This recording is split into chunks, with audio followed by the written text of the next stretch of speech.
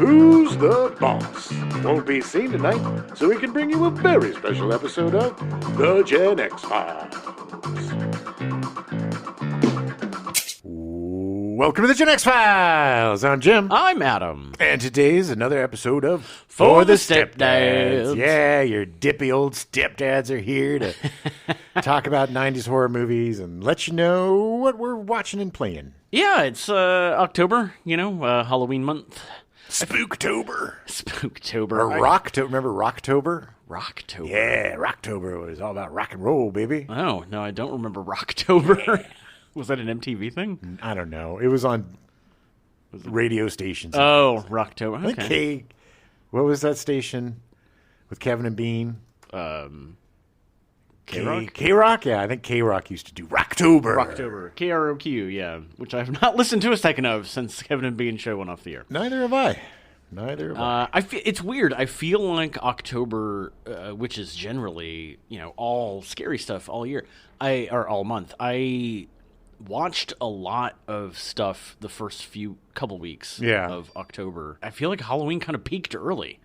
Like, it's weird. I don't know. I mean... Yeah, well, I mean, you've been busy, too. That's true. You guys were gone visiting your Phoebe's sister. Yeah. Yeah.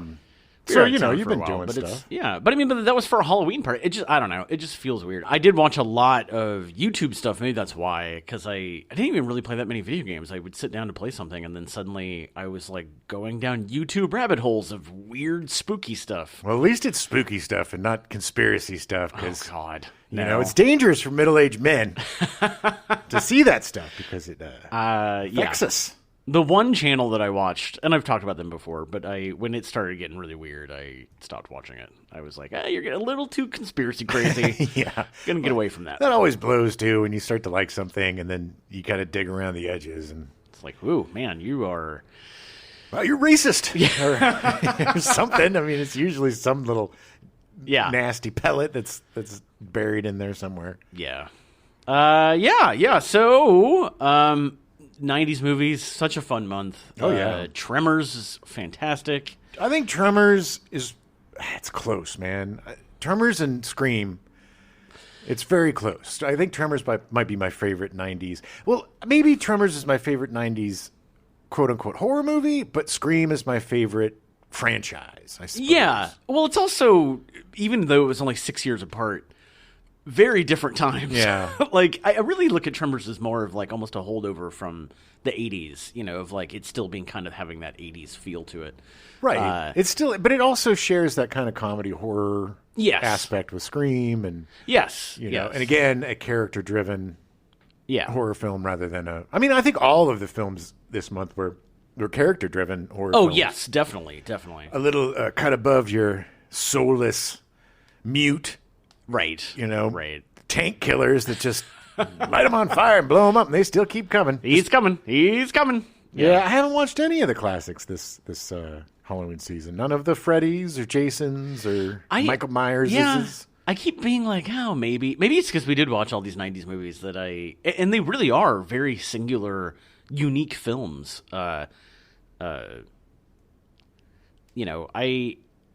I think maybe because of that, it's hard to go back. Although Friday the 13th is so good, I've almost started it 10 times. Yeah. I'm just I was thinking about Hollywood H2O to kind of go along with this month's 90s. Yeah. Dealy deals, and maybe New Nightmare too. I'm thinking about. Actually, yeah, that would be a good one to watch. I have not seen that in a long, long time. No, some of the. I think the Nightmare on Elm Street movies are better.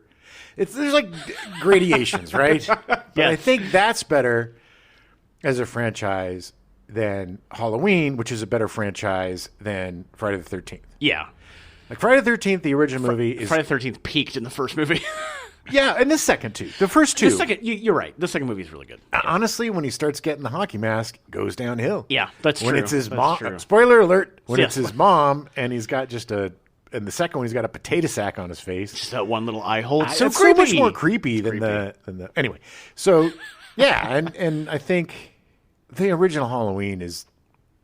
Oh, it's brilliant. I mean, it's flawless. It's just I did. I went to a pumpkin carving party and we did watch Halloween. So nice. I did. Yeah, and I haven't seen that since we covered it. So it was nice to see that. It's great. It's got probably the best soundtrack. Oh my God, it's so good. John Carpenter is so good. I He's mean, I think so brilliant. people don't give him a lot of credit for his soundtracks, for his scoring, and he does such a great job. I mean, whether it's Escape from New York or Yeah. I mean, they all kind of sound the same. They're that 80s synth awesomeness. but it's great. But whenever they do like an 80s whatever, Yeah. they always copy Oh, his, it's always that. It's so distinct. Blood Dragon, that spin-off, that video game spin-off. Oh, yeah.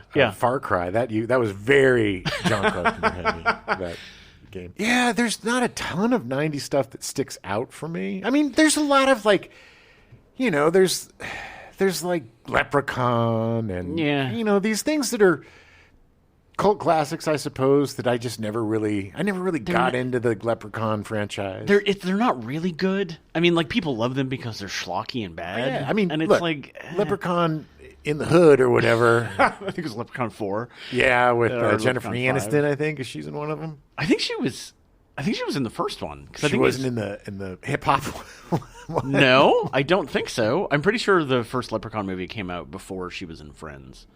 With her original nose, her OG nose. Oh, yes, that's right. I really look at 90s horror as before Scream and after Scream, because the horror movies changed drastically after Scream came out, and the huge hit it was. Because like I really liked those other like kind of bad teen slasher movies, like I Know What You Did Last Summer, and some of the remakes they did. There was Teaching Mrs. Tingle. Yeah, like I mean, there was just a glut of like well into the 2000s. There was this glut of like these teen movies. Yeah. Of Well, I mean, because Scream reinvigorated the genre. Yeah, it did. It really and did. there was a ton of WB and UPN stars that needed to be in crappy movies. That's true. That's true. By the way, they changed Killing Mrs. Tingle to Teaching Mrs. Tingle. Yes, they couldn't use Killing Mrs. Tingle because apparently that's bad. I guess it was like The Pope Must Die, and they changed it to The Pope Must Diet. Yeah, which was the stupidest change of a title ever. Let's just put a T on it. But I get it because they could still have the title and then just kind of like drew the T on there to make everybody be like, "It's still Die, you jerks." but yeah, I guess calling for the leader of a religious organization to die might be wrong. I don't know, but it was a pretty funny movie. Yeah, it was. I think that was Robbie Coltrane. Yeah, and, Robbie Coltrane. Yeah, and Eric Idle. Was it one of the? I think so. I just remember Robbie Coltrane. Robbie Coltrane, I believe it was one of the Pythons. I'm not sure which. Yeah. But yeah, you're right. There's a lot of forgettable 90s horror. There's a lot of derivative 90s horror. It was around that time when they started doing, they twisted the genre to be remakes of like old 50s and 60s movies with a bunch of the WB stars. Right. And then like 13 Ghosts and House on Haunted Hill and stuff like that. And then they went to the rebooting of the biggies by the Texas Chainsaw Massacre and Halloween and Friday the 13th. And they were all horrible. Horrible. It's funny because I think that the Friday the 13th remake, I really liked it. It wasn't good, but like it was interesting. The one with the kid from Supernatural? I think so. I don't remember. Whenever it came out, I remember being more impressed with it than I thought I would be. There were all of these glossy, heartless, soulless remakes. It was all Michael Bay stuff, very pretty people. Yeah, you're exactly right. They were all produced by Michael Effin Bay. Yeah, so they were all bombastic and had a lot of like really pretty golden hour shots. Yeah. But they were garbage. They were unnecessary. They're so unnecessary that I can't tell you the plots of any of them. Yeah. I mean, the Freddy reboot. I mean, come on. They rebooted, and a lot of these took place in the 2000s. Yes. I think the 2000s were kind of the awful reboot era. The aughts. Yes. Is when we got all these. For the most part. Yeah. Because I remember the Friday the 13th one came out later. Anyway, none of them were worth watching. Watch the originals. I mean, the originals are not only really good movies, but they're really great time capsules of the era as well. And it's just funny, like we were talking about during the month, to see the way teenagers' portrayal changed from Friday the 13th to Scream. Yeah. It went from a bunch of, horny kind of dumb kids to a bunch of horny, really smart kids. It's true. It's really true. Yeah, I am excited for. I still haven't watched the sixth Scream movie yet, where they go to New York. Yeah, I don't really remember it. I don't. That's the thing is I don't. It literally came out in March. I can't tell you the plot of the last 2 or 3 Scream movies. Not that they were bad or anything. It's just that they were, they weren't the same. They weren't. Right. They weren't as fun. They didn't capture the first one. Really captured the original trilogy. I think is tight. Yeah. Yeah. The first 2 are super tight, and the third one's pretty good. Yeah. Yeah. But I think after that, then it just kind of went in a weird direction. I think once you lose Wes Craven and once you lose Kevin Williamson, you kind of lose the thread. I agree. Yeah, because the fourth movie wasn't bad. It was still Craven, but then once he went away, and it's not. It's like I get it. Like the guys that are directing these Scream movies, like loved these Scream movies, and they grew up on them and all this. But so at least they have that. But we'll see. Look. Also, I will say that the quality is much better than the later sequels in any other franchise. That is true. Even if they aren't as good or as memorable as the first trilogy, they're still better than Jason X or oh my God. Jason Goes to Hell or I can't. I know you really like the Nightmare on Elm Street franchise, but I cannot get over them having a song by Dawkins doing the Dream Warriors. Like I just can't. It's like every time I just want to vomit. I love it. I love Dream Warriors. And that's Patricia Arquette. That was like her first movie was Dream Warriors. I'm not saying the people in it are bad. It was just they are. A stupid idea. It was a stupid idea. Come on, man. A bunch of kids in a mental institution. Freddy's going after them, and they got to come together. Before or after the Dream Child or whatever? It just got silly. Well, Dream Warriors was pretty good. Watch it again. Honestly, it's like the I think it was Friday the 13th 3 with the one whatever one that had Corey Feldman. That kind of. Yeah. I don't remember. Is it 3 or 4? 3 or 4. Yeah. But that was a good one. That was a really good one. I really enjoyed that. I remember we were rewatching that a couple of years ago, and Corey Feldman's He's great in it. He's so great. Yeah. Speaking of child actors, I wanted to randomly bring up, while I was in visiting family, we watched Lilo and Stitch with the little tiny one who's like just over a year old. And I didn't realize that the girl that plays Lilo does the voice for Lilo, the little girl, Dave Chase. She, at the same time, was also playing Samara from The Ring. Nice. Like it was very similar characters. Yeah. It was just really interesting. It was just like you have a nice wide range of Lilo and acting. Stitch hold up. Actually does. Really? Surprisingly enough, it's actually pretty fun. I don't know if I've ever seen that one. It's fun. It's really good. Tia Carrere plays her big sister, and Ving Rhames plays. His name is literally like Cobra Venom or something, but he's like the social services guy. But he's like this big tough dude. Nice. It's really fun. All right.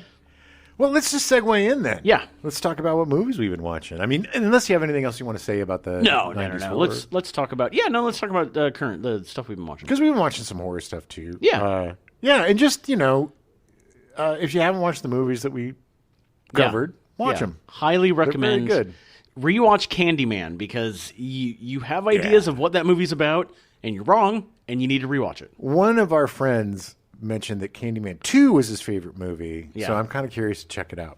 Yeah, because I do not remember it at all. I don't think I saw the 2 sequels at all. Okay, I'm pretty sure I did, but I can't remember them. I don't remember anything. So what have you been watching? Well, I watched a lot. You guys were gone. I had nothing to do. So there's been a lot of really fun movies that have been released lately.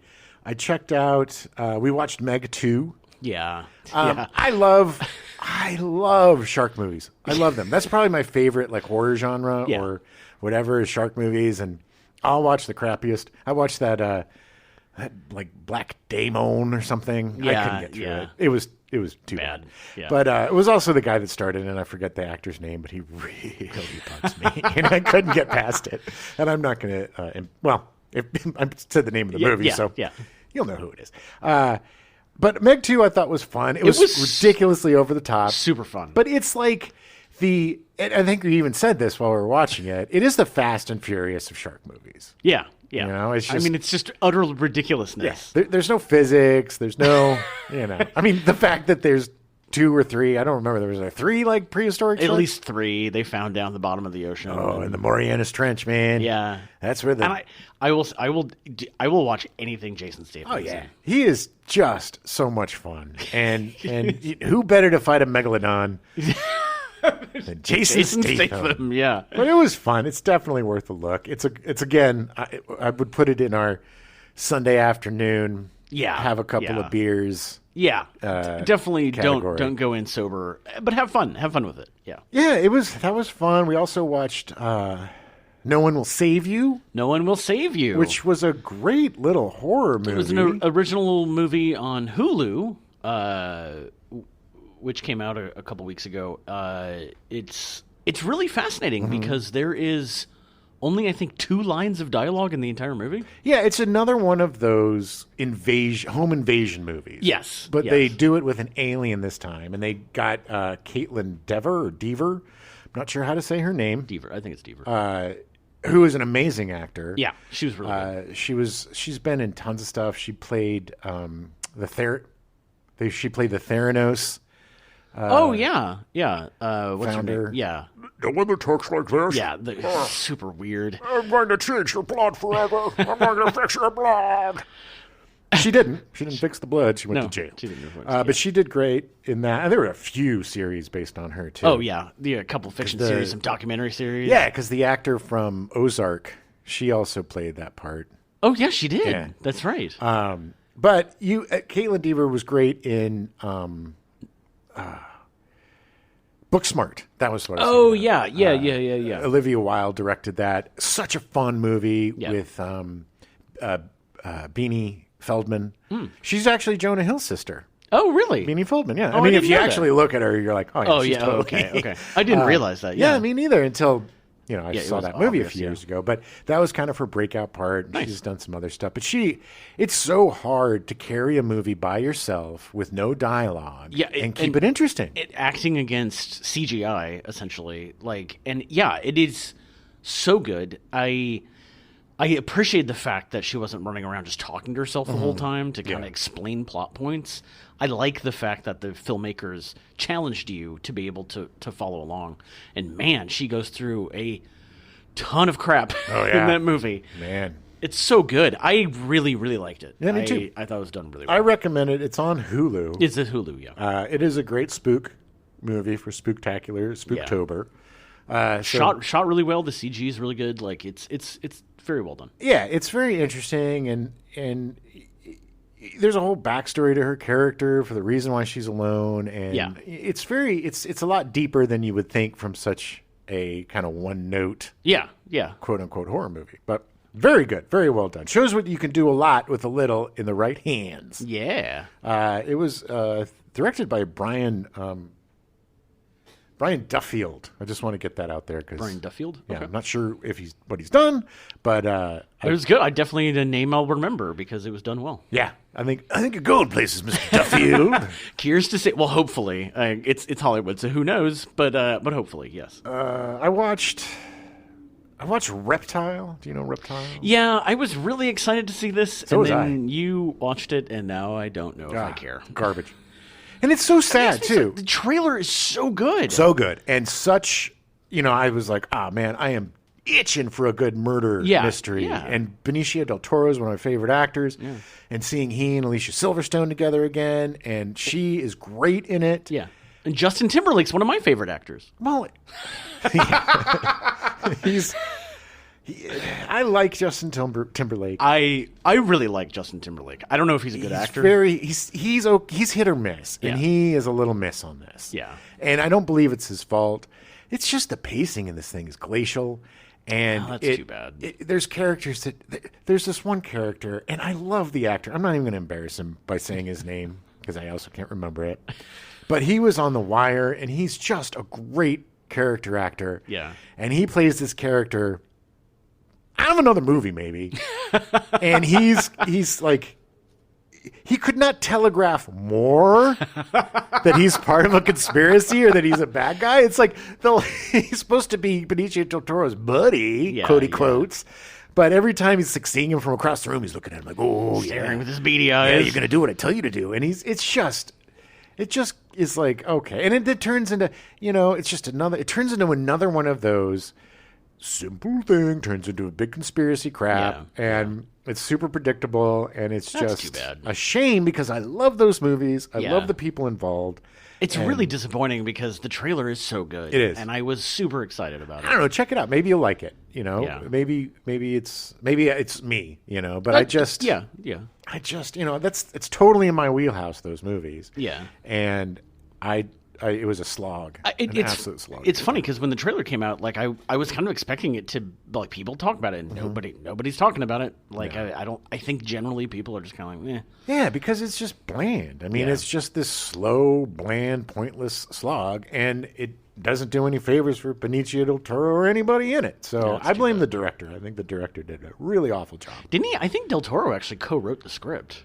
If I remember correctly, yeah. Well, the script was fine. I don't know. It's just, because that's something else that made me excited about it. I was like, oh, okay.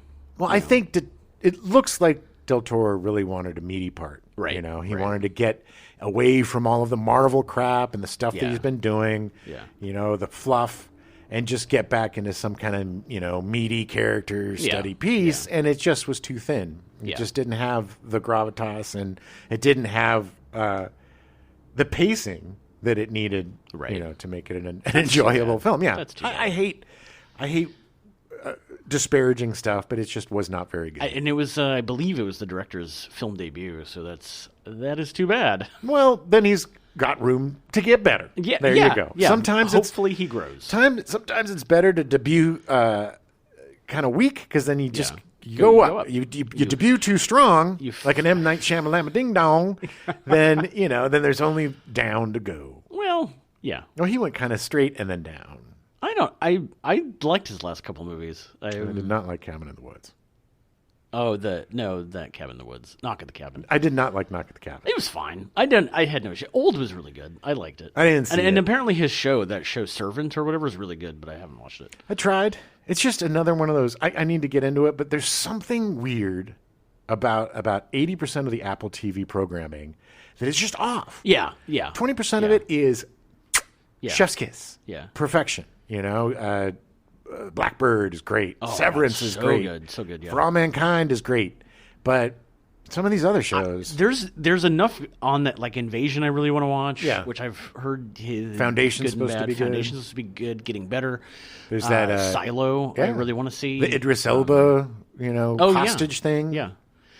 Yeah, but I agree. There's too much stuff. It's just a little weird. Yeah, there's so much. But so Reptile, I would say pass. Thumbs down. I tried to watch Slaughterhouse. That it's funny. The party that I went to, the pumpkin carving party, they were starting to watch it just as we were leaving, and I was like, I've heard such bad things about it. Gravitas. Yeah, Gravitas Ventures. Yeah, does not do solid work. No. It's pretty bad. And when I see that come up, I'm like, okay. And then I saw PG-13, and I'm like, nope. Okay. Nope. And it's just, it doesn't seem like it's going to be horrible. I didn't even get, it just, I don't need to see another Mean Girl sorority. Yeah. It just is another by the numbers. Yeah. We've seen all this garbage before, but now you're going to put a sloth in. Right. And somehow this sloth, the opening's pretty cute. Not cute, but the opening is like a sloth, an obviously puppet sloth, let's be honest, reaching for a leaf, and then a alligator grabs it. And you're like, oh no. And then chomp, chomp, chomp, chomp, chomp, chomp, chomp, chomp, chomp, chomp, chomp, chomp. And then on the bank, a few minutes, I think there's like a whole other scene or something, and then you see the bank, and then the little sloth claws, clunk, clunk, and it pulls itself out, and it walks away, and then you see shloop, bloop, bloop, bloop, bloop, bloop, the alligator come up, turn over, and there's a big old slash on its belly. Wow. From the sloth.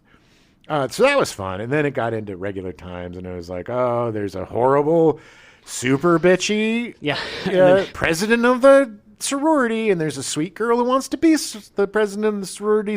So she randomly, So some guy in the jungle grabs the sloth, right? Sure. And takes it. I don't know. Captures it. She puts a little, dart in it. Yeah. After it kills a friggin' crocodile or alligator. I don't know where we are.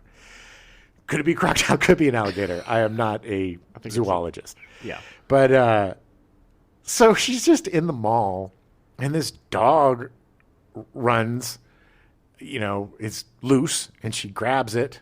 And this guy's like, oh, it looks like you found yourself a new dog. And she's like, I'd love to, but the sorority won't let me keep a dog. And then the dog pees on her. And then a person comes and is like, oh, there's the dog, and takes the dog. And he's like, you should get a sloth. And she's like, what? He's like, yeah, take a look at this. And he shows a picture of a sloth. And he's like, you want to buy it? I got one for sale. Oh, my God. And she's like, I don't know. And it was just like it was like, could you be any more like ham-fisted? At least they're trying to get all the crap out of the way at the beginning. So it's written really well is what you're saying? So I got about 5-10 minutes in and was like, nope. So it could have gotten better. I don't know. I actually saw a clip yesterday of a sloth being attacked by a jaguar, and the sloth actually fighting it off. Wow. I was like, he was on like some like fallen down like tree trunk, and he kept crawling underneath it, and the jaguar was on top trying to get him, and he just kept swinging. And man, I tell you, sometimes sloths move real fast. Yeah, no, seriously, they save up all their energy for that kind of leopard attack. But yeah. Anyway, on the other hand, on the other side of the coin, I watched Totally Killer. Yeah, this one stars Kiernan Shipka. Okay, if you remember her from Mad Men, and I think Sabrina, the new Sabrina, New Tales of Sabrina, or something. Yes. She and Julie Bowen plays her from mom Modern from Family. Modern Family. And it's just this super fun movie about there's a killer that killed people in the 80s and killed her mom's friends, and her mom was like the final girl or whatever and survived. And then the killer comes back and kills her mom. And this all happens in the first few minutes, so I'm not spoiling anything. And just coincidentally, her best friend is working on a time machine, as you do for the science fair. Yay! And she gets pushed back into, the 80s, and she has to deal with her mom and her dad, and they're not together yet, and they're not supposed to get together until college, because if they got together in high school, it probably wouldn't last. So there's all these little, Back to the Future type of things. And then she ends up being best friends with her best friend's mom, because she's like a nerd too. Oh, yeah. And she helps her. And it's just really fun. And Kiernan Shipka is awesome. Awesome in it. And you need somebody very likable in this part, because there's a lot of commentary on what it was. Because the 80s is not the most PC. No. But it also doesn't portray the 80s in that really kind of stereotypical BS way of, everybody's got a mullet and everybody's wearing 80 different colors. And radical dude. It nails the 80s vibe really well, which is like we were all kind of drunk sociopaths back then. We did a lot of drinking and we weren't very nice, and we were bullies, and but everybody kind of got bullied. Anyway, it's really fun to see somebody of this generation deal with our generation, right, and kind of get a mirror on both. And it's it's very funny, and it's well done, and figuring out the killer's fun. And what's the title again? It's called Totally Killer. Totally Killer. Okay. And I believe it is on Prime. Okay. But yeah, I really enjoyed it. Okay. Well, I'll definitely have to check that out. Also watched. We talked about The Flash, right? We did. Don't need to talk about that again. You watched it like the day after it came out. It came out like 2 months ago. Ugh, so bad. Yeah. So bad. The worst effects ever. I just got to say that again. And then just recently I watched Old Dads. Yeah. Bill Burr. Look, again, it's a Gen X movie. These guys older than me, playing younger than me. I don't know why that always bothers me. But it's like, there's no way that Bobby Cannavale's 49. His neck is 60. I will have to say this, though. Okay, so Old Dads, I get it. People probably don't like it. Bill Burr is very polarizing. I find Bill Burr very funny. I think I don't think he's cruel. I just think he's him. Sure. And I think I think he pushes the envelope. I think that's what comedy should do. I don't think you should punch down or be mean. I don't find that necessarily funny, but I think challenging things, I like that. I like edgy comedy. And I think his brand of comedy is very smart, very funny. I loved his show, F is for Family, on Netflix, the animated thing. So I'm a fan. I'm a definite Bill Burr fan.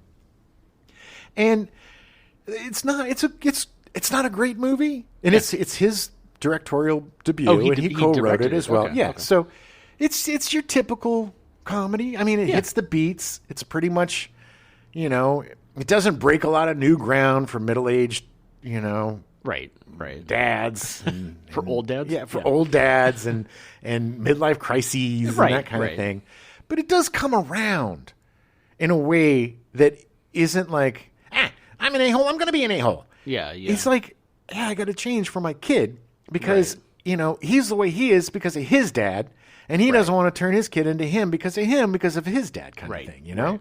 And by the end, he's a lot sweeter, but he's still himself. It's like, you know, there's a good bookend of, you know, this guy hurting himself, and in the beginning he's like, look at that, you know, and he's like making fun of him or whatever, and at the end he's like, hey, you all right, buddy? You gonna be okay or whatever? And then he's like, schmuck. You know, so he's like, he does it under his breath rather than to the people's face, which is funny. Sure. But I thought it was funny. I thought it was great. Bokeem Woodbine, I love him. He's really funny. And again, I am not a fan of Bobby Cannavale. I love Bobby Cannavale in The Station Agent. I think that was his first movie with Peter Dinklage. Yeah. Which is a brilliant film if you haven't seen it. I think it was Peter Dinklage's first movie. Yeah. He plays a guy that lives he's a station agent, lives in a railroad. He's a loner. Railway station. Really. And Bobby Cannavale becomes his friend. He's super charming and great and young. But since then, I've had some problems with Mr. Cannavale. But he is really fun in this. And, you know, he plays the guy that's desperate to stay young. Desperate to be the cool guy. Because he was the cool guy when he was young. Right. You know, he was the guy that everybody loved. And it's like killing him. And there's this awesome scene. They're in a strip club. And he's like, how old do you think I am? And she's like, 49. He's like, well, why'd you say that? He's like, I don't look 49. She's like, the neck. and then from then on, he's covering up his neck. But it was just like, it was such, you know, it was a sweet, I wouldn't say love letter, but it was like a sweet note to these old kinds of comedies. Watching this, and I also watched No Hard Feelings, which is a much better comedy. But I miss comedies. We don't have a lot of good comedies coming out. And Old Dads was a fine, serviceable workman comedy that if you're a Bill Burr fan, you're going to enjoy. You're going to get some chuckles and laughs out of it. Honestly, it took me a couple of days to get through it. I got to a point, and I'm like, all right, I need to take a break. I'll watch the rest of it. Yeah. But yeah, definitely worth seeing if you're a Bill Burr fan. If you're not, don't, because you're not going to like it. You know, there's no point. But No Hard Feelings, that just recently came out. Is that the one where they try to get Jennifer Lawrence to date their kid? So Jennifer Lawrence is a car or something? Yeah, so Jennifer Lawrence is an Uber driver who is trying to save her house. Her mom left her this house, and she has to pay the taxes on it, and it's in you know, the Hamptons, I think, or some sort of, you know, one of those rich, where the rich come for the summers and then the rest of the people stay for the year, and you know, the rich people take up everything, whatever. So her car gets repossessed, and she can't do her job. You can't be an Uber driver without a car. So she sees this ad where these people, you know, want somebody to date their son to bring him out of his shell before he goes to college. Right. What's great is Matthew Broderick plays the father. Right. So now he's the father instead of, you know, being, you know, Ferris Bueller being the kid, upstart kid. And it's funny that Ferris Bueller, his kid, is such an introvert. And Jennifer Lawrence is so good in it, and she's so good at comedy. Yeah, she's funny. And the kid is so good in it. He's just great at playing this, you know, just like a nerd. Nerdy kid. Yeah, but they explain why. I mean, it's got a lot of heart. It's got a lot of depth. It kind of reminds me a bit of like a Judd Apatow kind of deal because it's got that extra, you know, oomph that is not just a stupid comedy. Right. It's got some meaning and value. Exactly. Yeah. And this could just be, but I love raunchy comedies with heart, and we don't get a lot of those. Yeah. There's is it Bottoms? Is that the one about the lesbians in high school that looks absolutely hilarious with Ayo Edebiri? Yeah. That looks really good. I'm just hoping that we can get, this is a nice sign. The only thing that sucks is that these, I don't think Old Dads came out in the theaters, but I don't think that No Hard Feelings did very well. No. And it's just people aren't going to see comedies anymore because it's, if you're going to go to the theater, people are more like, oh, I'm going to go see these big bombastic movies. I want to see a big action movie or something. See the dunes. I want to see things that are epic. Right. And it's like, well, I can just wait. You know? And that's what's killing these comedies. I mean, you know, there's been a dearth of really good comedies lately, and it's nice to see some come back. No Hard Feelings is great. I really enjoyed it. I definitely, I know when it was coming out in the theater, I wanted to see it. Yeah. I mean, the trailers were fantastic. But I didn't even realize it had come out on streaming. Yeah, it's like it could have been, a gross movie about a older woman seducing a younger man. I mean, he's 19 in the movie, but that's the thing that's really great about it too, is he's so sheltered. He's like, we need to call an adult. She's like, you are an effing adult, and it's like it really shows how the friendship between them really helps. It's a good movie. Definitely watch it. It's a lot of fun. Anything? What about you? Any movies? No, beyond the stuff that we've been watching, I haven't been watching very many movies. I've been watching more TV stuff and a lot of YouTube. I've been watching a lot of horror shorts on YouTube. There's some really great ones. There's a horror short called Just Ignore It, which it's like 10 minutes long, but it's literally it's like a Korean family, and they have essentially a grudge type monster that is following them, and the only way it goes away is that they have to just continue acting like it's not there. and it is so horrifying and so terrifying because this little kid, they're sitting down eating dinner and you hear it like coming down the stairs, and they're like, just ignore it, and it's between the two kids, it slowly pokes his head into frame, and it's just like, oh my god, it's so creepy. Nice. And it does not end well for the family. Most Korean horror movies do not end well for the family. No. What We Found Out There was also another good one. Kind of a weird time travel thing. These two guys find this a dead guy in the woods, and then there's a box of tapes, and so they go take the tapes in, and as they're watching the tapes, you realize that they're essentially watching themselves get killed. Oh, it was good. There was another one, I don't remember what the name of it was, but there was another one that was really great where they had to, if you watch any of these on YouTube, it'll start just kicking in different horror shorts. Sure. I mean, it definitely algorithms you on there.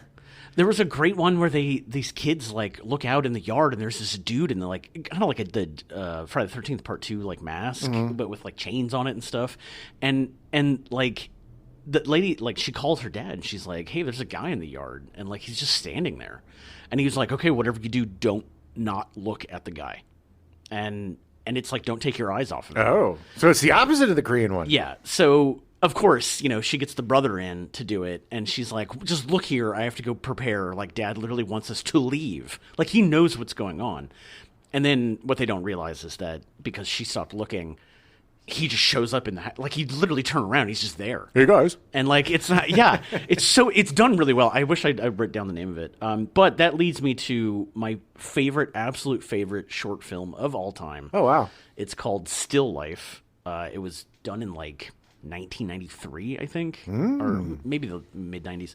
But it was a Canadian director, and about a guy who's driving across Canada, and he's trying to stay awake, so he takes a bunch of caffeine pills. And I've seen this. Yeah, pulls into a town, and everyone's mannequins. Yeah. And it ends so well. Oh my god, it's so good. It's a great short. Good. Yeah, I remember seeing that. That was a big YouTuber for a while. Yeah, it's so good. Highly recommend it. I think there's a couple others called Still Life, but make sure you find the one about the mannequins because it's so good. On the other, more kind of modern, weird side, there's a whole series called Local 58. Which is essentially a VHF channel that you're watching. Oh, nice. Some random local station, right. Local 58, and it's essentially about an alien invasion, maybe. Wow. It's just done in these weird emergency response things of essentially if you're reading this, you're probably going to die. Take place in Grover's Field or what? No, but there's no. I love these kind of weird things because there's no backstory to it. You kind of have to figure it out as you go. Yeah. And it's very random. I think the guy that does them is still doing new ones. And in the same realm of that is a thing called Gemini Home Entertainment, which is, there's a series, if you can find the Gemini Home Entertainment box set online, it's just a series of the videos. There's 15 of them. Oh, wow. So good, so weird and creepy. I highly recommend it. This all came from me starting to watch The Backrooms. Oh, yeah. Kane Pixels. Yeah, those are really weird too. Which are so good. There's so much interesting, creative stuff happening on the web, and I love the fact that these are just creators. They're not. Yeah, they're just doing it, and they're getting views and success. Yeah, I mean, this Kane Pixels talent. is just a kid that he's like 16 or 17. He's just been doing them for about a year and a half. He does all of his stuff in Blender, which is a effects program. Yeah, an effects program.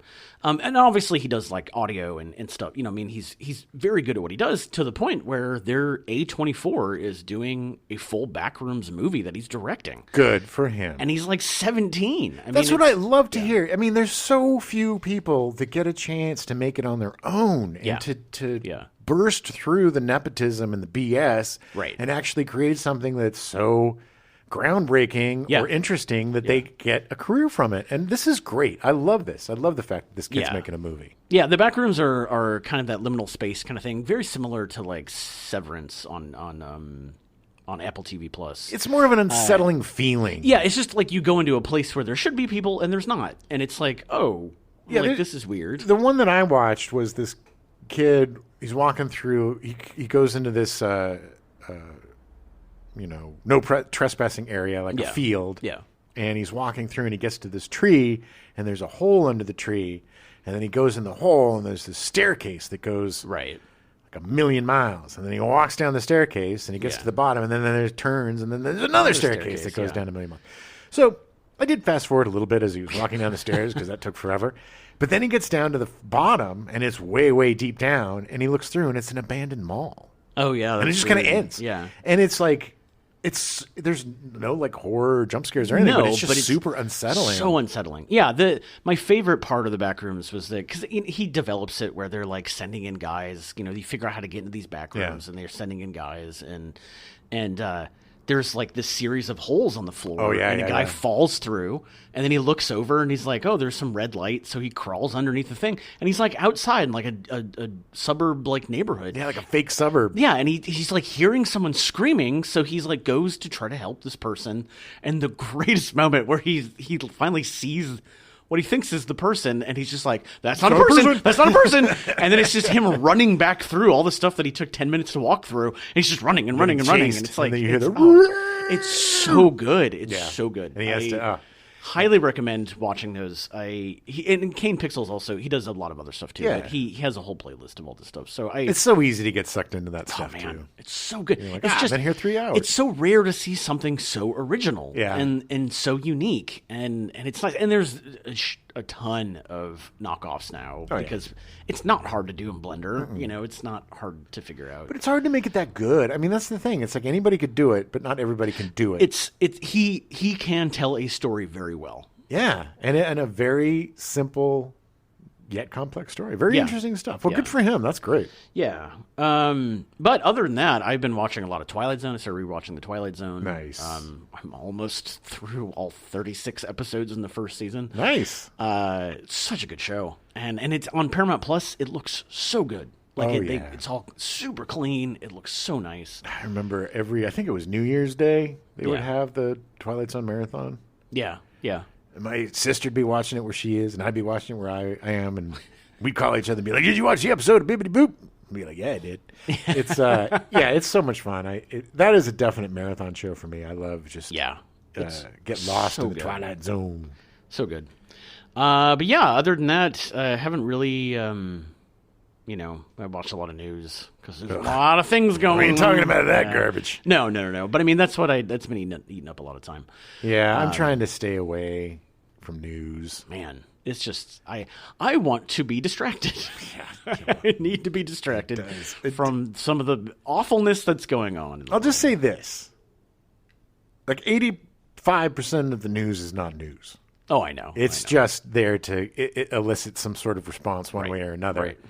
Just to get you angry enough to keep watching. Yeah. So we're a bunch of jerks. Yeah.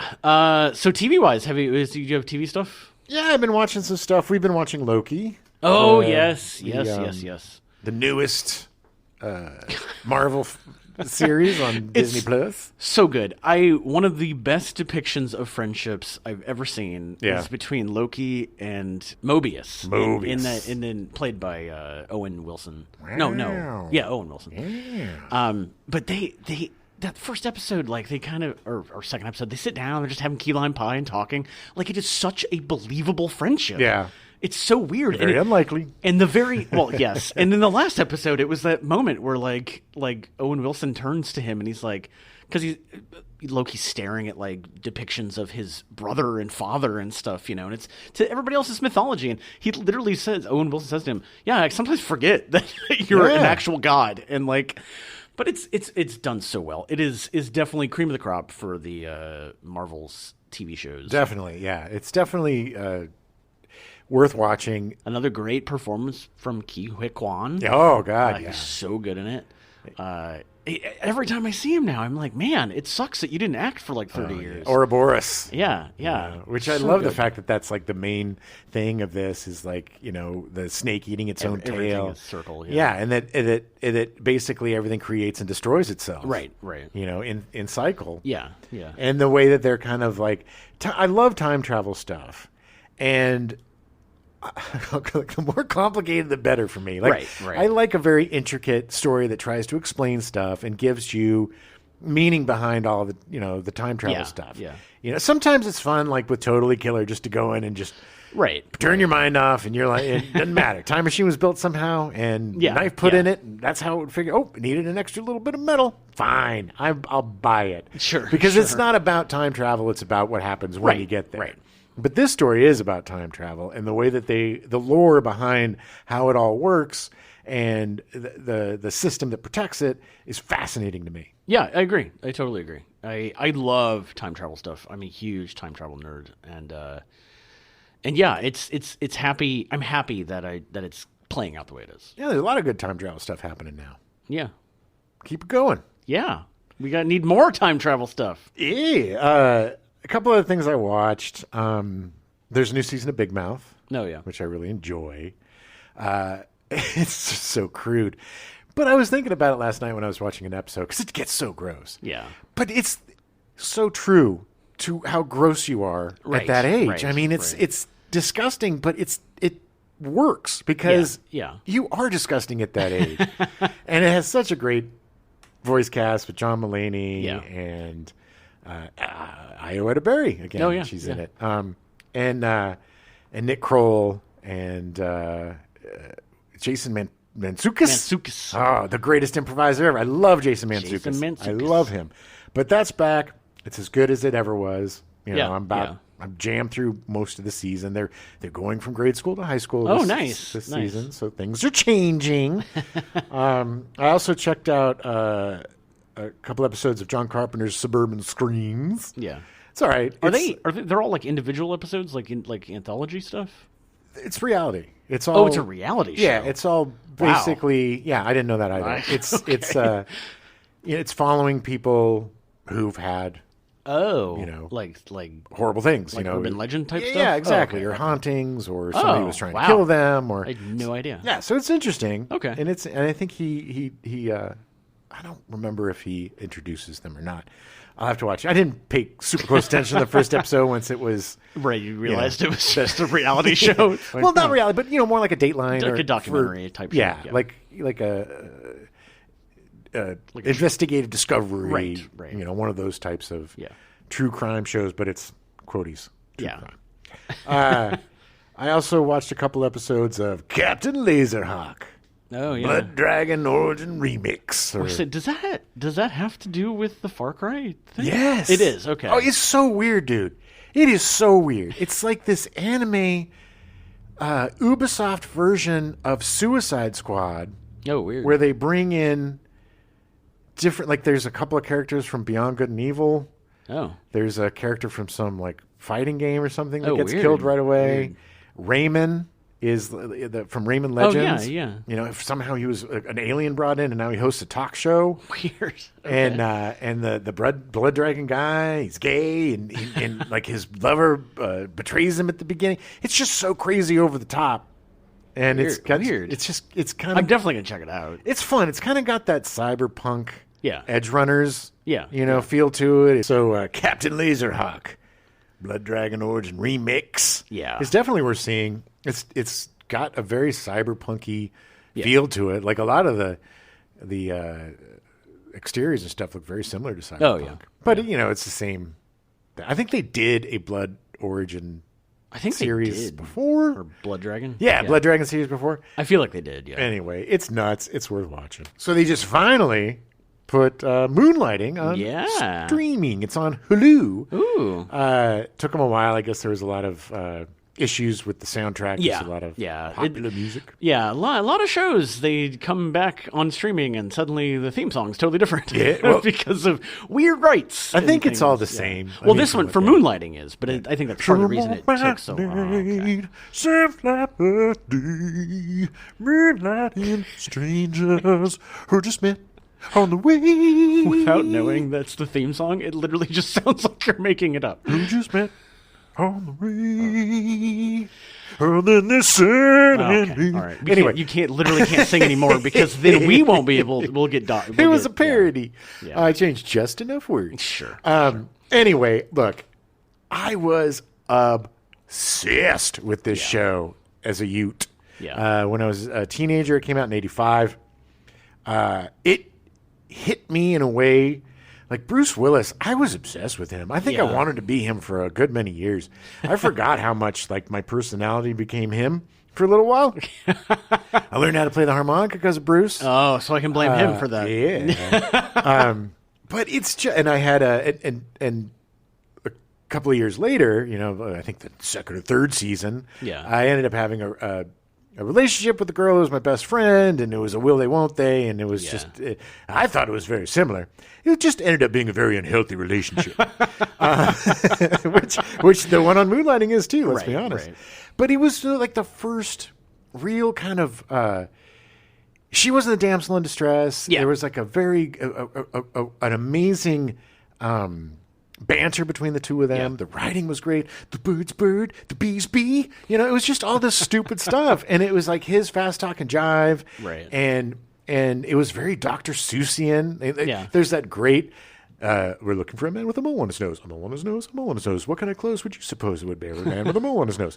And it's just, it has this rhythm to it that is so great. They did so many different experimental stuff that nobody did. There was an episode in I think it was the first season, or maybe the second season. I don't know, but it was Orson Welles' last appearance. Oh yeah, he introduced the episode. In 12 minutes, your TV will go black and white. There's nothing wrong with your television. I don't feel so well. I'm going to die in a week. He said that. Yeah, it was sad. But they did that. They did this great Shakespeare episode where they did the Taming of the Shrew. Oh wow! And it's one of the greatest TV shows. It possibly, to me, it's the greatest like man-woman detective show. Man-woman camera TV. Man-woman camera TV. It's the best detective show. The Heart to Hearts and the Remington Steels, and even Remington Steele was on once. Well, they did they got very meta, and they broke the fourth wall a lot, and it became very kind of Looney Tunesy, but in a fun way, in a good way. They kind of expounded upon all of the silliness that made it so much fun.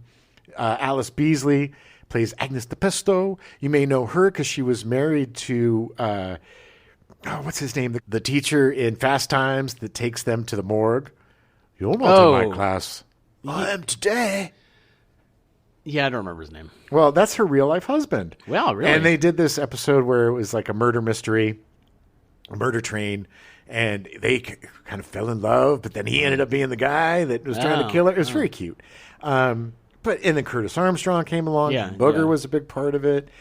And, it was such a weird show, too, because it was one of the first shows, too, that the feuding between the stars, between Bruce Willis and Sybil Shepherd, was so much in the news. Right. And it's and it would delay the show because they wouldn't work together. And then they would have to do a whole show with Agnes de Pesto and Herbert Viola, Curtis Armstrong and Alice Beasley, because they couldn't get them to work together. Right. And then they did a whole show, like a fake documentary, making fun of all that stuff and being super meta. And it just was such a groundbreaking and different kind of show that took so many risks and was so well written that people kind of forget about it. Yeah. But it launched Bruce Willis's career. Oh, yeah, yeah. And it relaunched Sybil Shepherd because she was, a model and an actress, but she hadn't done a lot of stuff, in a while. And, you get to see a lot of your favorite stars. It's very What is it streaming on? Hulu. Oh, it's on Hulu. Yeah. Okay. And I think there's 4 or 5 seasons.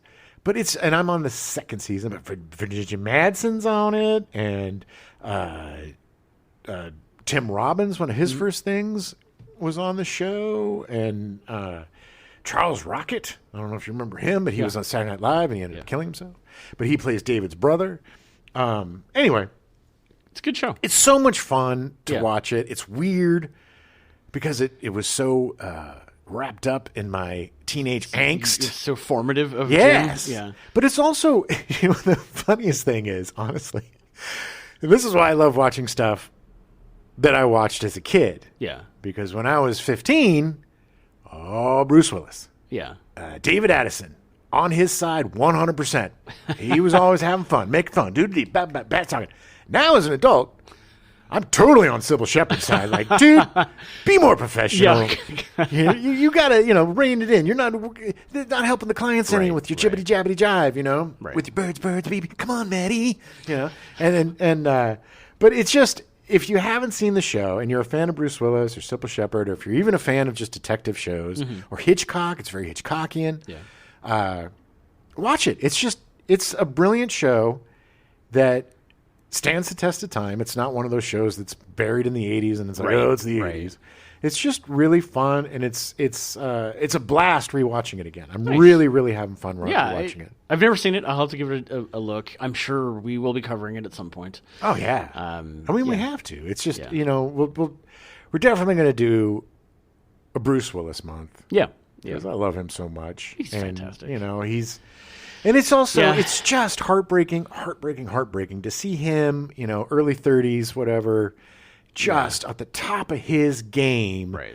And then, the aphasia and everything he's going through now, he's not verbal. It's devastating. Yeah. For somebody that was just so energetic and dynamic and talented. There's nothing worse for somebody like that to lose all of that. Right. Right. I mean, I think the worst thing would be to lose your mind and lose all that. Like I can go with like losing ability to walk or whatever. Right. But if I can't read, if I can't do the things that I do, if I can't snappity snap, talk, like I do. It would, I could not even fathom that, but luckily he's got a great family, an extended family that's there for him. They all take care of him. It's even nice. Demi Moore. Demi Moore is still involved in his life. Yeah, it's a good sign if your ex-wife is still part of your life. I just saw a random piece of trivia that the reason that Bruce Willis was on Friends was because he lost a bet to Matthew Perry. They were in a movie together, and I don't know what Matthew Perry would have lost or if Bruce Willis won, but he literally did the 3-episode arc on Friends because he lost a bet to Matthew Perry. Oh, yeah, they were in the whole 9 yards. That's what it was, yeah. And then the whole 10 yards, which was awful. But the awful. first one was pretty good. The first one was fun, yeah. I'm not a big fan of Matthew Perry, but he was pretty good in that. Yeah, but Bruce Willis on Friends is one of my favorite things. Oh, yeah. Like, he's so good on that show. Well, he's great, and it was great to see him come back to TV. And, again, it's just a fun, different kind of show, and it's really like nothing you've ever seen. Okay, so I'm definitely going to check it out. So I'm sure there's other crap. All I do is consume media, but that's all I can think of with those two things. Let's switch off to video games. Yeah, I haven't been playing as many video games, although God knows they've had so many sales on the PlayStation Network. You're getting out of control. You got a problem. I got to stop buying things. As they say, I bought something this morning. Did you? Dishonored 2. Oh, nice. My Phoebe's brother-in-law we were talking video games when it was visiting, and he was talking about how Dishonored 2 is his favorite game of Our all buddy time. Greg loves the Dishonored series. I remember kind of playing the first one, but it was on sale for like $5. And yeah. I was like, it was like 80% off, and I was like, okay. Yeah, I've got. Like, I'm not going to get to it for like 2 years, but like exactly, it goes on the pile. Yeah. I bought that. I think they were having like a bundle years ago for like $5, and I got all of the Dishonored. Oh, nice. Games, and those are ones that I'm always looking at when I scroll past all of my shame. Right. I should probably pop that. I will give that a shot. But yeah, other than that, like I did Callisto Protocol was one of the free games for October for PlayStation Plus people. I did play that a little bit. I did the opening. Yeah. It's interesting. I mean, I'm curious to play more of it. It's always weird when you have a very recognizable actor like Josh Duhamel. Yes. As the lead, and then it's just Uncanny Valley. It's not. Yeah. It's not bad. Yeah. The graphics are good, but it's just off enough. And it seems interesting. I'm obviously playing it for the story. So like, it's one of those you're going to play on. I'll probably play the same way on easy. The easiest mode I can. Yeah. So because I just want to play through the story. But the big one is that Spider-Man 2 came out. It's the first game I have bought the day it came out in a long time. Oh yeah, it's Spider-Man 2, Spider-Mans. Yeah, it's really funny when they're like the opening. The opening's fantastic. The even before the titles, like that whole opening sequence, the big fight, and it's really rad. Oh yeah, and great to see that. Not to spoil anything, but great to see that villain. We haven't really seen him. Yeah, and depicted in such a great way. Yes, and the best part about it is that it's like there's obviously two Spider-Men, and they talk to each other while they're like fighting, and like because they help each other, but they literally just call each other Spider-Man. Yeah, and it's so weird. Where he's just like, "Spider-Man, come help me," and he's like, "Okay, Spider-Man." Like, because what if somebody's listening? I know, but I mean, it's just code names. It's just funny. It's like there's just two Spider-Men. Okay, like that's just what it is. It's your code names. But I've only played through a little bit, a couple hours. I did. It was great though. Like the sequence. Where the Osborn kid comes back. Harry comes back, and it's like he's like, "Hey, we're gonna go ride bikes." Yeah, and I was like, it was like they used like the music was from Cigarette Daydream by Cage the Elephant. Yeah, none of the lyrics, but like I literally woke up this morning with that song stuck in my head. Yeah, well, I got to while you guys were away, the game came, and you were sweet enough to let me play it a little bit. Before you snatched it away from me, which I totally don't blame you for. Not apologizing for that. I would have done the same, but I got a chunk. I mean, not pretty far, but I played a good couple of days. Few hours. And I will say this: I think, the big set pieces and stuff are super fun and amazing and great. But what I really love about these games are the small moments, like you said, about Harry coming back. Or, there's a couple of things. They're not spoilers, but there's like a whole sequence where you go to Coney Island, and you start off going as Miles, and then you do this thing with Mysterio, which is awesome. Nice. Awesome. And I think there's more of them, and it might be my favorite minigame of all. Yeah. And then you get booted out of there, and you don't feel good, and then Peter and Mary. Is it Mary? No. Mary Jane? Yeah, Mary Jane. Yeah, sorry. Peter, Mary Jane, and Harry come, and they all introduce each other to each other. I mean, Harry and to Harry, Yeah. And because Genji, what's the kid's name? Genki. Genki. He's with him, and they're like, "Come on, hang out." And he's like, "Oh, I don't feel so good. Let's just go home." So then you switch over to the Buds, right. And it's just basically you're going around Coney Island, going on rides and playing games, and having small moments where you can sit on the benches or lean against the thing and talk to your friends and get a little more insight into how they're feeling. And there's this great and the side missions too. Yeah, are very different. There's this one, again, not spoiling anything. It's just a small side mission where this girl's like, "Hey, help me find my grandpa." Yeah. And so you find some clues to figure out where he is. And when you finally figure out where he is, he's just sitting on a bench looking at this thing. And you sit down next to him and have like a 5-minute conversation. Yeah. Just listen to the guy talk about his wife and stuff. And it's those moments that just bring everything to life. And it feels like you're it's like a Spider-Man sim, you know? Yeah, you feel yeah, like you're really it's in it. A very, very fleshed out world. The world, there's so many more pedestrians and cars and Yeah. conversation. Like you talking about this that Yeah, weird conversation. you can literally hang out next to two NPCs. I saw this on Reddit. I haven't actually played this yet, but it's like two nannies, and they're just talking. And one of them fully admits that she's like, "I don't know what I'm doing. Like, I kind of got this job through a fluke, and like, I don't know what I'm doing." The other one's like, "None of us really know what we're doing." And it's like, you're NPCs. What are you doing? What are you talking about? Well, it just gives so much. You could just Yeah. walk around the streets, Yeah. you know, and the swinging and the suit and the flight thing, Yeah. and it's very fluid. It's just Yeah, I am very, very excited to play through all of it, and all the little mini games and all the stuff you have to play and do all that seem very interesting. Oh, they're and- great.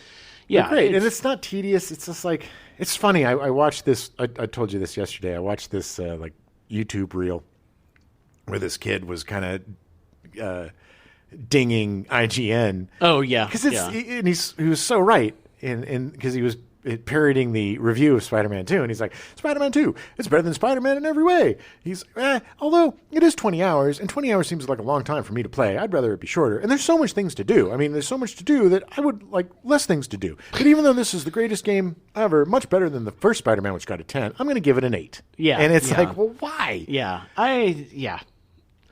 I am very happy with it. I am glad I pre-ordered it. Yeah. It's one of the few times I trust Insomniac games. They are very good at this stuff. Quality product. They're not going to put out something bad. And it's the fastest selling PlayStation Studios game ever. Nice, nice. Because, I mean, everybody knew it was going to be great. Yeah, It's just- yeah. It would have been worse than the Cyberpunk 2077 debacle if this came out as crap. And I've had some glitches. Yeah. I'll be honest. I popped through the roof a couple of times and was stuck in the building and under the thing, and I really? couldn't. Yeah. I had to restart Yeah. the mission or whatever. But that happened a couple of times, and then just some popping and some Yeah. weird stuff, but nothing game breaking or immersion Right, breaking, right. except for that one part, where I got trapped in the building. yeah. But it's But they're going to keep tweaking it, and it'll I mean, and you it's can't gonna get be away fun. from when something's so technologically complex. Yeah. There's always going to be some weird mechanic that they didn't try in the testing phase. That, Right, like right. whatever I did to get trapped in the building, right. it was like some weird glitch. Yeah. But it's going to happen. I'm speaking of Phantom Liberty. I'm speaking of Cyberpunk 2077. Yeah. I got the Phantom Liberty Yes. expansion. I think you did Yeah, too. I did. as well. I did. Yeah. So good. So good. Honestly, and this is weird, but the one thing that I'm a little disappointed in is Idris Elba. Oh, really? Yeah. It's just his performance is a little kind of lackluster. Oh, really? Interesting. It's good, and and his character is very intriguing, and the story is great. But there are times where it just seems like he's, it's kind of like running through the motions. Here I am wearing a big suit with all these dots on my face, and Come I on, don't V. know. Come on, V. We got to get out of here. You can also hear him snoring as he falls asleep while he's doing his lines. No, he's great. It's totally what I love. It's like a spy thriller. Yeah. It opens up with the president crashing in Dogtown, which is like a walled-off part of Yeah. Cyberpunk, and it's very much like a Escape from New York, Yeah. the John Yeah. Carpenter flick. Yeah. It's got that vibe, but it's just they revamped most of the game, and Yeah. it plays amazingly. And it Cyberpunk is in my top 5 of Yeah. favorite games. I love a good RPG, and I love that Blade Runner Cyberpunk kind of essence, with Yeah. robots Yeah. and augmentations, Yeah. and Yeah. and all that stuff, and it plays it really well. And what's really funny is there's like, I don't know, 4 or 5 different endings or 6 different endings. And it's so good that I've played through all of them. Oh, and wow. all of the Wow. endings are so different. I was telling you, there's one, it's not much of a spoiler. It's just, but there's one ending which it turns into a horror movie, Oh, weird. Yeah. where you have this thing stalking you that you can't kill. And if it finds you, instant wow. death. So you have to be very careful to maneuver around that. Oh, wow. And 80% of the people probably never saw it because they Right, didn't do right. that specific thing to get to that ending. yeah. And I'm a couple of Yeah, I'm not a big trophy guy. I'm not a trophy hunter for PlayStation. Yeah. But I do have one platinum for Spider-Man Miles Morales. Yeah. And I think I might be getting a platinum for Cyberpunk 2077. Nice. I'm like 2 trophies away. So Nice. I'm like, I got it. Yeah, if it's only 2 more, sure. You know, and they're doable. They're not like, It's not like a play through 6 different times. or play with 10 people online simultaneously. Or the hardest is like to get the platinum, you have to play through every difficulty level. Ugh. And it's like, F you, man. That's Yeah, like 6 yeah. plays. That's like 300 hours. That is not something I want to do. But those are the 2. I'm still playing a little bit of Baldur's Gate, which I love. But Phantom Liberty sucked me in. I think once I finish Spider-Man 2, and I'm probably going to 100% it, just not? because like I want to get all the suits, and Yeah. I want to get all the stuff, and I want to explore every inch of that game. I think after that I'm going to dive into Cyberpunk. Yeah, I'm envious because I think you're playing it the way it was meant to be played. Yeah. And I'm definitely going to do another playthrough of Yeah. Cyberpunk. Not right away. I need to distance myself, and play something else for a little bit. But I'd like to play, because the game is very different whether you play as a male or a female V. Mm-hmm. Your romance choices and such. And there's just a lot of different choices that lead to different endings, and I've experienced a lot of the endings. I just want to Yeah. see what happens because they're so wildly different and interesting that it's worth Right. doing a save and playing through. Right, It's like a right. whole extra level or whatever. So I think you're going to really enjoy it. Yeah. I'll take it personally if you don't. Yeah, you should. Yeah, as the owner of CD Projekt Red, you wish. you should. Yeah, Actually, I wish I was Insomniac more than. man, so good. All right, well, I think that's all we got. We'll be back next week, starting our Hitchcockian comedy month. Yeah, that's we're gonna do a little bit of throw mama from the train, Yeah, some foul play, yeah, and some so I married an axe murder. yeah. Yeah, so we got that coming up next month. Happy Halloween. Enjoy your treats and your tricks.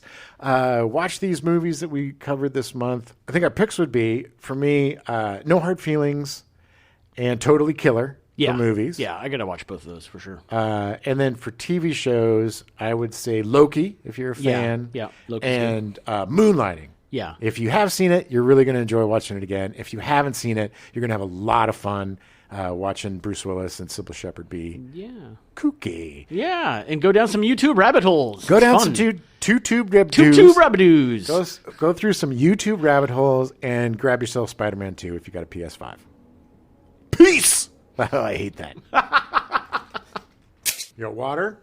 Yeah, it's right here, Jim. Okay, because we were both pretty smacky last time. It was gross.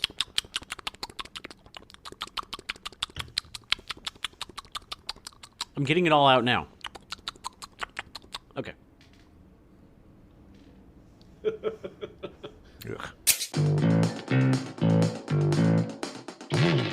We now return you to your regularly scheduled programming, Sane Elsewhere, already in progress.